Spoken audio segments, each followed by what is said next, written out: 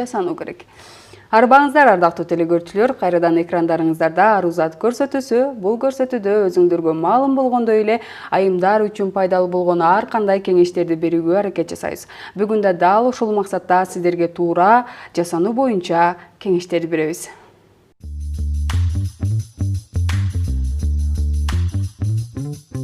Нуриза Кубанычбек кызы 4 жылдан бери визарист болуп эмгектенип келет. Бул убакыт ичинде жүздөгөн айымдардын ажарын ачып, сулуулук сырлары менен бөлүшүп жүрөт. Бүгүн да ал өзүнүн пайдалуу кеңештери менен бөлүшүүгө даяр.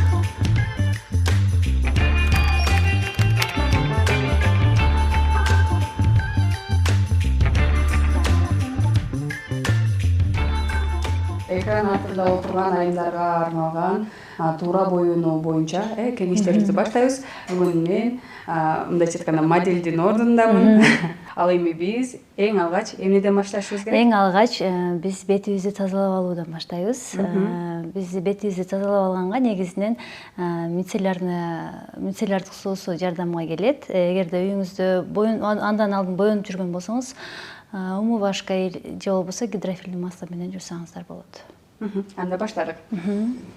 Эң биринчи бетти тазалаганда ар дайым жан жакка карап тазалайбыз. Анткени биздин кожабыз барган сайын, жашыбыз өткөн сайын ылдыйга карап жүрөт да, ошого байланыштуу бул жакка жогоруга карап тазалап алабыз. Пайдалуу болот,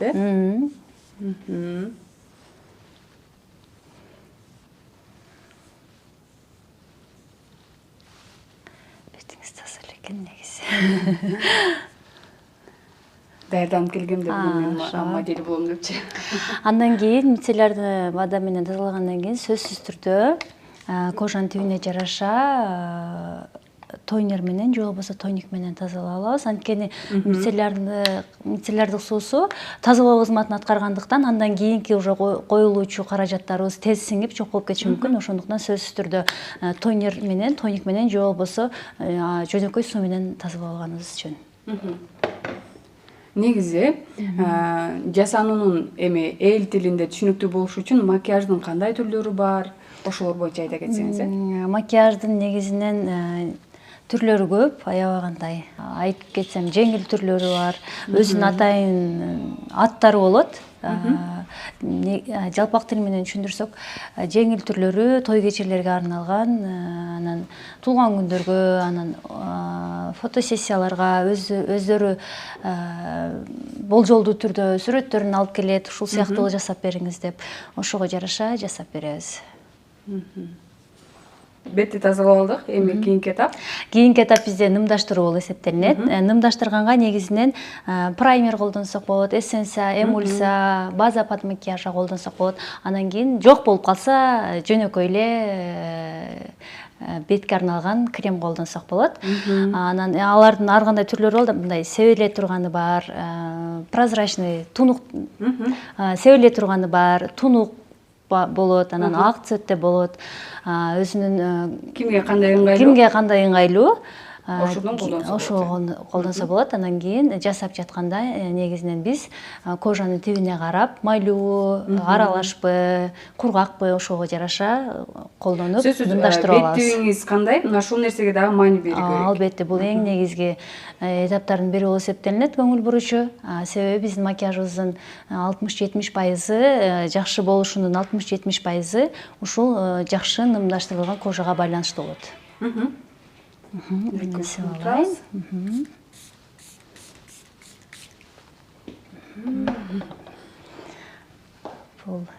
Бет түзүлүшүнө да караш керекпи? Албетте. Негизинен макияж бул ар бир адамдын өзүнүн артыкчылыктарын көрсөтүү жана кемчиликтерин визуалдуу түрдө жашыруу болуп эсептелинет. Ошого жараша сөзсүз түрдө биз беттин түзүлүшүнө жараша томолок болсо, толмоч келген болсо, аны визуалдуу түрдө арыктатканга, ал эми көп эле арык боло турган болсо, бир аз мындай толмочураак бет кылып көрсөткөнгө, узун болсо, мисалы бешенеси узун болуп, жаактар узун болгон болсо, аны дагы контурдун жардамы менен кичирейтип, өзүнүн мындай артыкчылыктарын көрсөткөнгө аракет кылабыз. Негизинен кожаны нымдаштырганда кисточка менен же болбосо спонжик менен койсоңуздар болот. Бирок кол менен койгон жакшыраак, себеби кожаңыздын кайсыл жерине жетти, жетпеди сезет. Дагы жакшы сезүүгө болот, кол аркылуу. Макияжды мындайча айтканда жасануудан мурда эң биринчи албетте демек бетти нымдаштырып алыш керек. кожаны макияжга даярдап алышыбыз керек. Анан көбүнчөсү азыр 25-жылы деп айталы. Кандай макияждар сурамжылоого? Негизинен бара-бара жыл өткөн сайын макияжда дагы андай натуралдуулук модада болуп баштады. Мурдагыдай көп боенуп, ашыкча боенуу модадан калды десем жаңылышпайм. Негизинен мындай натуралдуу боенгон жакшы. Беттин сөзсүз түрдө нымдаштырып, ушинтип, жасанууга даярданып алабыз. Андан кийинки дагы негизги этаптардын бири кээ бир айымдардын беттери кызарып кетет да, сууктан жылууга киргенде, күнгө чыкканда, ошого дагы атайын ушундай базалар бар. Аны косметика саткан дүкөндөрдөн сурап алса болот. Андан кийин атайын көзүнүн асты көгөргөндөргө дагы атайын жапканга базалар бар.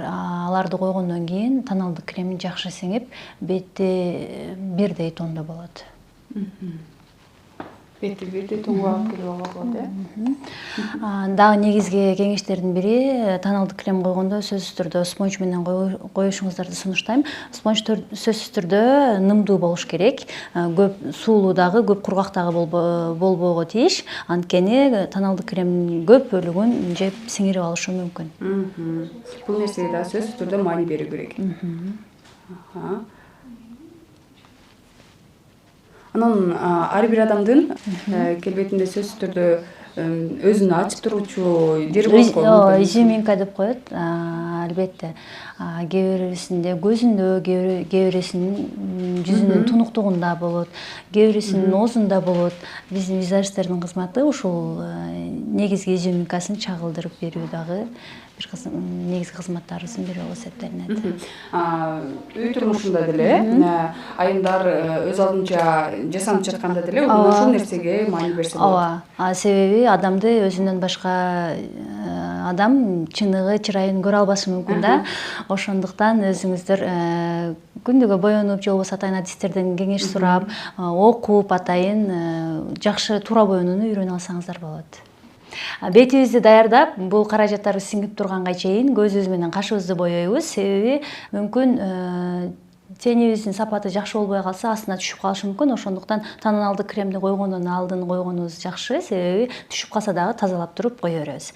Андан кийин быйылкы жыл негизинен эле 2-3 жылдан бери кашты натуралдуу кылып боёо трендте болуп эсептелинет. Ал үчүн бизде Кашкардан алган гелдердин түрү чыкты. Кашыбызды биринчи карама каршы тарапка карап тарап туруп, кийин жогору карап тарайбыз. Ошондо кашыбыз натуралдуу болуп көрүнөт. Анан кийин кааласак араларын ачык калган жерлерин боеп койсоңуз болот, кааласаңыз ушул бойдон калдырсаңыз болот. Анан бул каражаттардын баары эми жүз боегон сиздей адистердин баарында болгону менен үй шартында отурган айымдар да болбойт да. Анан аларга эң эле керектүү 5 каражат деп сурасак, кандай каражаттарды айта элеңиз? Негизги каражаттар көп, бирок ошентсе да кыскартып айтып көргөнгө аракет кылайын.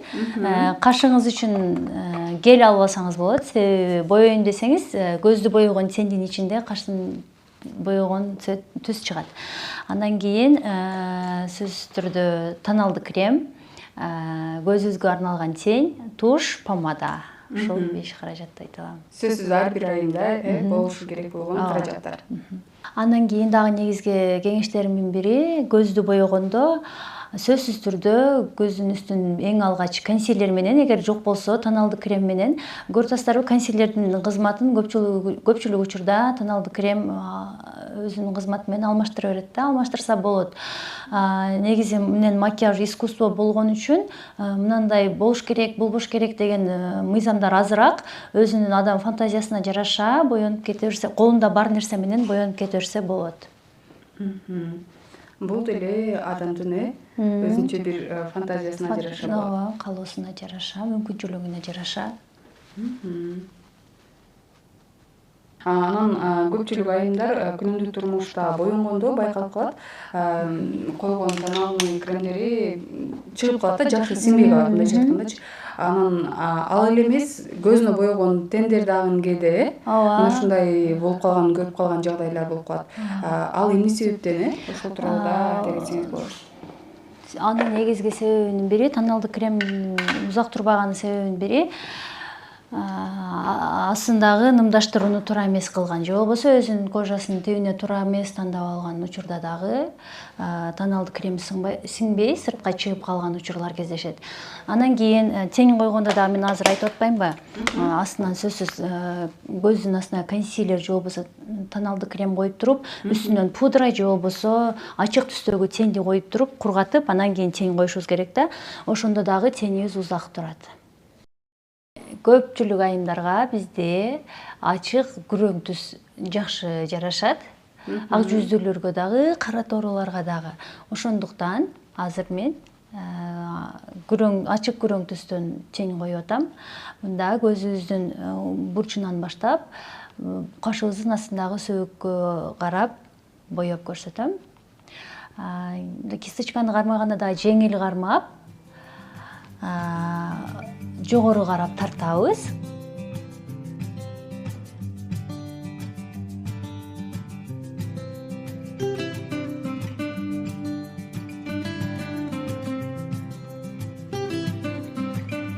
Көздү боеп бүттүк, эми кезек тоналдык кремде. Тоналдык кремди негизинен күнүмдүк жашоого BB-CC же болбосо кушондорду колдонсоңуздар болот. Ал эми матовый тоналкаларды той кечелерге колдонгонуңуздар жакшы. BB-CC тоналкалар негизинен текстурасы жеңил болот дагы, күнү бою терибиздин дем алышына жардам берет.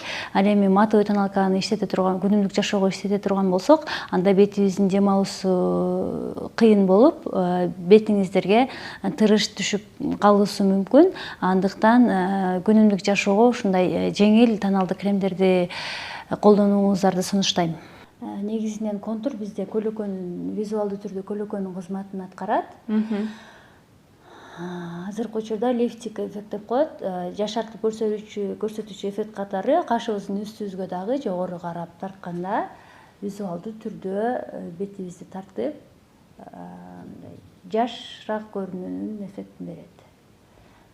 Андан кийин азыркы учурда эң популярдуу трендтердин бири макияжда бул румяна болуп эсептелинет. Румянаны көп койсок, бетибиз ошончолук жандуу, свежий көрүнөт. Бир кездерде тоолуу аймактардан окууга түшкөн кыздардын бети кызыл болсо айтып калат элек го, алар болушунча жашырганга аракет кылат эле. Эми болсо мына ушул нерсе модага кирди дебейсиңби? Эми оозубузду боейбиз. Оозубузду атайын оозду боегон карандаштын жардамы менен формасын чыгарып алабыз. Андан кийин помаданы оозубуздун ортоңку бөлүгүнө коюп чыгабыз. Чекесин биз формасын чыгарып алдык карандаш менен. Эми ортосын помада менен толтуруп чыгабыз.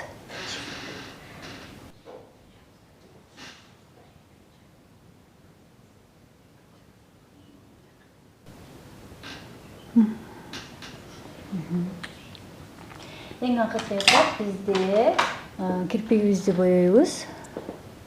Эгерде тушубузду алдын ала эле коюп ала турган болсок, биз иштегенде бир аз жүдөтүп, макияжыбыз таза чыкпай калышы мүмкүн. Ошондуктан муну эң акыркы этапка коем. Мен дайыма клиенттериме дагы койгондо сиздерге дагы акырында коюңуздарды кеңеш берем.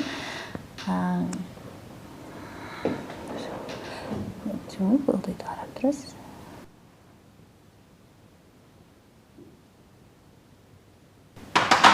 Акырында макияжды узак кармашып туруш үчүн атайын фиксатор сеп коебуз.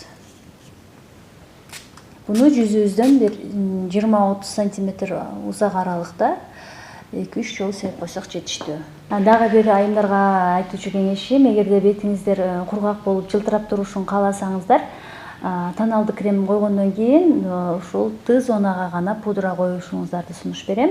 Эгерде жылтырап турсун десеңиз, ошол боюнча пудраны азыраак койсоңуздар жетиштүү. Ал эми матовый болуп бетим жылтырабай эле турсун дегени турган айымдар болсо, алар пудраны тоналды кремдин үстүнөн толук коюп чыкса жакшыраак. Ошонун эсебинен биздин макияжыбыз дагы узак туруп, тоналды крем пудрадан кийин ордунан жылбай калат. Анан биз дагы бир нерсеге маани бербедик. Бирок көбүнчөсү күнүмдүк турмушта бул нерсеге кыздар көбүнчө кайрылат. Стрелка, көзүлгө стрелка чыгарган кандай айымдарга жарашат бул нерсе? Негизинен бардык айым сулуу эмес айым болбойт дейт го. Өзүн карабаган айымдар болот депчи. Негизинен стрелка бизде кош каты бар, кабагы ачык кыздарга көбүрөөк жарашат, бирок кош каты жок кыздарга дагы өзүнө жараштырып сызып берсек болот. Демек баарын эле жарашат. Демек баарын эле жараштырса болот. Мына шунун менен бүгүнкү жеңил макияжыбызды, бет жасообузду аяктады деп айта алабыз. Жарашты го дейм. Мен жараштырып жасайм да. Мына ушул кеңештер эгер сиздерге пайдалуу болгон болсо, анда биз максатыбызга жеттик. Эгер биздин көрөрман айымдарга дагы берүүчү, айтуучу кеңештериңиз болсо, кезек сизде. Дагы бир айтып кетүүчү нерсе, күндөн коргоочу кремди сөзсүз түрдө коюп жүрүңүздөр. Бул жаз айында гана эмес, күздө, жайда, кышта дагы жыл бою коюлуучу крем болуп эсептелинет. Бул нерсени дагы сөзсүз түрдө эске ала жүрүш керек. Мына ушинтип урматтуу биздин сулуу, назик айымдар, биз берүүбүздү жыйынтыктайбыз. Ал эми сиздер менен кийинки берүүдө амандашканча деп калабыз.